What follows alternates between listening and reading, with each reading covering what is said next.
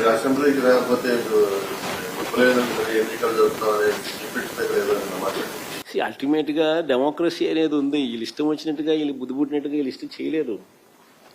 అసలు అసెంబ్లీలో నాకు ఎందుకు ప్రతిపక్ష హోదా ఇవ్వడం లేదని హైకోర్టులో కేసు పెండింగ్ ఉంది. ఫస్ట్ దానికి సమాధానం చెప్పండి. ఫస్ట్ దానికి సమాధానం చెప్తే హైకోర్టులో జడ్జిమెంట్ వస్తుంది. వీళ్ళు సమాధానం ఇచ్చే పద్ధతిలో ఇస్తే జడ్జిమెంట్ వచ్చే పద్ధతిలో జడ్జిమెంట్లు వస్తే దాని పద్ధతి ప్రకారం జరుగుతుంది. దాని తర్వాత ఏం చర్యలు తీసుకుంటారో తీసుకోమని వద్దని కూడా చెప్పినాడు. చంద్రబాబు నాయుడు అనే వ్యక్తి అసెంబ్లీకి నేను ముఖ్యమంత్రిగా ఉన్నప్పుడు 2 రోజులు వచ్చినాడు. ఫస్ట్ దానికి సమాధానం వీళ్ళు ఎత్తుక్కోవాలి. ఏడు చేసి అసెంబ్లీలో ఏమి జరగకపోయినా కానీ జరిగినట్టుగా ఒక డ్రామా క్రియేట్ చేసేసి కళ్ళల్లో నీళ్లు పెట్టుకొని ఏడ్ చేసి జగన్ ఉంటే నేను అసెంబ్లీకి రానని చెప్పేసి అసెంబ్లీ విడిచిపెట్టిపోతుంది. తీరా చూసిన అసెంబ్లీ రికార్డులు అన్నీ ఎతికినా మా వాళ్ళు ఏదైనా తప్పేమైనా మాట్లాడినారేమో అని చెప్పి కనుక్కుందామని చూస్తే ఎక్కడా ఒక్కడు కూడా తప్పు మాట్లాడాలి. అడే మాట్లాడని అసలు ఏమీ మాట్లాడాల, జరగని కూడా జరగల. ఒక జరగని ఇన్సిడెంట్ జరిగినట్టుగా ఈయనంతకి ఈయన దాన్ని చెప్పుకొని దాన్ని మళ్ళీ ఏడ్ చేసి దాన్ని అట్లా యాగి చేసి లాస్ట్ అంటే సారాంశం ఏంటంటే అసెంబ్లీకి రావడం లేదని చెప్పడానికి. మన 6 రోజుల నుంచి అసెంబ్లీకి రాలే కదా ఆయన. మరి ఎందుకు రాలే? రాకపోయినట్టు ఏం చేసినారు? ఎవడేం చేయలేడు. డెమోక్రసీలో ప్రజలు అల్టిమేట్గా నిర్ణయాధికారులు. ఎట్టా ఈయన ఒప్పుకున్నా ఒప్పుకోకపోయినా ఇంకోటి జరిగినా 3 ఏళ్లలో ఎట్టా ఎన్నికలు వస్తాయి. ఏం చేసినా కానీ 3 ఏళ్లే కదా. 3 ఏళ్లలో ప్రజలే మళ్ళా నిర్ణయాధికారం తీసుకుని ప్రజలే నిర్ణయిస్తారు ఎవరు నెక్స్ట్ మళ్ళా ప్రభుత్వం ఎవరు ఫామ్ చేయాలి.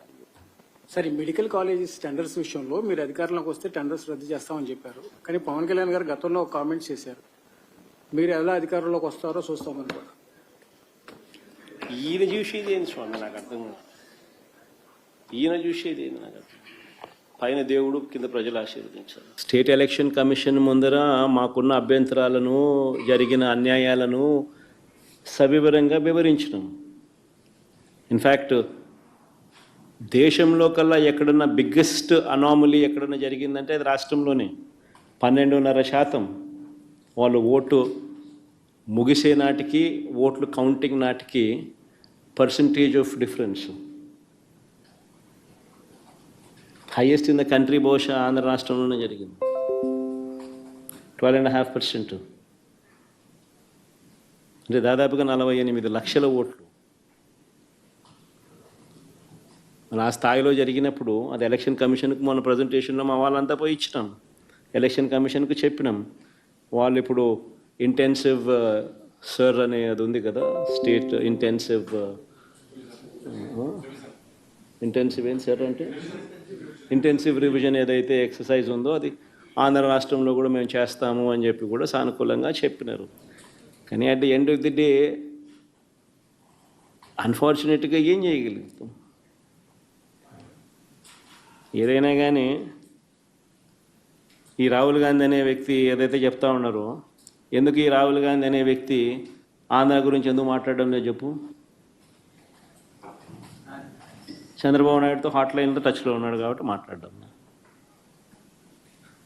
ఎందుకు Andhra in charge national spokesperson మనిషోడు అమాణిక్యం ఠాకూరా అడే పొద్దున్న చంద్రబాబు నాయుడు గురించి మాట్లాడినాడా? పొద్దున్న ప్రజాస్వామ్యాన్నిలో ఇంత కూని చేస్తా అంటే ఏమైనా క్వశ్చన్ చేసినాడా?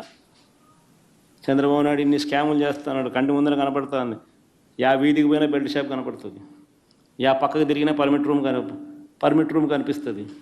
ఎంఆర్పి రేట్ల కన్నా ఎక్కువ రేటుకి అమ్ముతున్నారు. రోజైనా మాట్లాడినాడా? మన గురించి నా గురించి మాట్లాడతాడు. ఎందుకు చంద్రబాబు నాయుడు గురించి ఎందుకు మాట్లాడు? కారణం హాట్లైన్. చంద్రబాబు రేవంత్ కాంగ్రెస్ హైకమాండ్ అంతే కదా. ఎందుకు మాట్లాడు చెప్పు? ఆ రాహుల్ గాంధీ ఆంధ్ర గురించి ఎందుకు మాట్లాడు చెప్పు? ఆంధ్రాలో అంతకన్నా పెద్ద జరిగింది కదా. ఇవి మాట్లాడుతున్నారు స్కాములు, ఎలక్షన్, ఓటింగ్ గీటింగు, ఓటు చోరీ, ఇంకోటి అంటున్నారు కదా. మన ఆంధ్రాలో జరిగింది కదా. మన ఎందుకు మాట్లాడు? 12.5% మాట్లాడు. ఎందుకంటే హాట్లైన్ చంద్రబాబు నాయుడు, రాహుల్ గాంధీ, రేవంత్ రెడ్డి. వీళ్ళు పార్టీలు, వీళ్ళకు ఎజెండా. మన already done, Avinash, on the state. This is state election commission.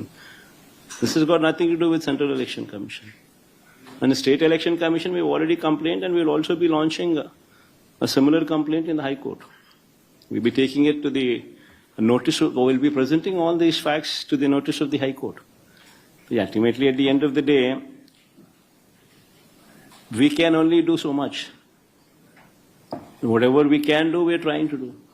So it's a big claim that you were saying Rahul Gandhi and Chandrababu Naidu are in touch. Are you sure about it? Obviously, is it not so? I think anybody in Andhra Pradesh, you can ask, even a common journalist, all of them who are sitting here, I'll just post these common questions to you. I think all of you are already aware of it. Why is it that Manikyam Tagore, the national spokesperson of Congress party and also Andhra in charge, why does he not make any comment on Chandrababu Naidu? When there are so many scams what are taking place in the state of Andhra Pradesh, right in front of your eyes, you see bell shops, left, right, center, right beside every school, right beside every temple, in every village you see bell shops. Is it not so? Are they legal? They're actually auctioning these bell shops. Left, right, center, the government, the TDP people are selling liquor at beyond MRP rates. It's right there, visible. Permit rooms, illegal that they stand. Beyond MRP liquor is being sold right in front of your eyes. And so many scams. Other than liquor, sand, silica, quartz, laterite, mobilization advance, which was never there before, was brought in. They're giving 10%, taking 8%. Reverse. In Amaravati, the cost of construction per SFT, 10,000 rupees per SFT. You tell me in Hyderabad, or you tell me in Bangalore, or you tell me in Chennai, what is the cost of construction? Even with a 5-star lobby, 5-star flats are sold, or the cost of construction is 4,000, 4,500 rupees. The cost of construction to construct something like that would be 4,000, 4,500 rupees per SFT. In Amaravati, you're talking about 9,000, 10,000 rupees per SFT. Is it not a scam? Right in front of your eyes. The PPAs, they made a hue and cry. When we had made PPAs at 2 rupees 49 paise. Now they have signed PPAs for 4 rupees 60 paise. Is it not a scam? The lands that they're giving at throwaway prices to real estate companies. Ooh, what is that group? Lulu. What is that other group? Satwa. What are these companies? Real estate companies. And you're giving them land at throwaway prices. Is it not a scam?